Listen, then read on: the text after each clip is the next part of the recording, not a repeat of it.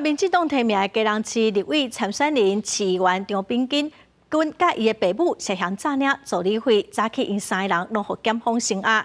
检调怀疑讲张炳金甲伊的老爸前市议员张锦宏诈领助理费1个月8万块，金额计共大约是500万。民进党表示讲尊重司法的调查，立委的提名会去看后续的状况，才过来讨论。你说还好吗？会不会觉得很冤枉？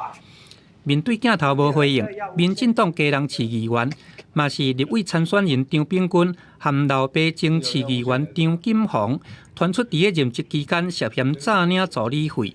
张炳君甲爸母还佫有助理，伫个20号去互带去基隆市调站调查，并且送往地检署复讯。21早起，基隆地检署照涉犯贪污治罪条例第5条，对张炳君一家3口甲法院申请拘押，剩的助理是交保。那民军要选立委，听叫我们涉入这讲怎么做完弄的？根据了解，基隆市调处进前接到举报，从2002年开始，前市议员张锦宏就亲像利用人头诈领助理费，逐个月有8万块。2018年，张炳君当选市议员了后，嘛煞咧沿用，煞咧来诈领，金额差不多有达到500万。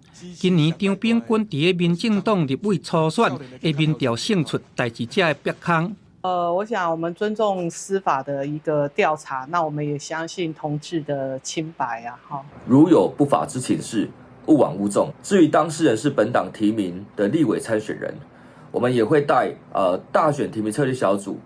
针对相关情况来进行充分讨论。张炳君涉贪，嘛打乱民进党基隆立委的布局，因为蔡适应宣布无要连任，张炳君、郑文婷、张志豪3个人因的差真少。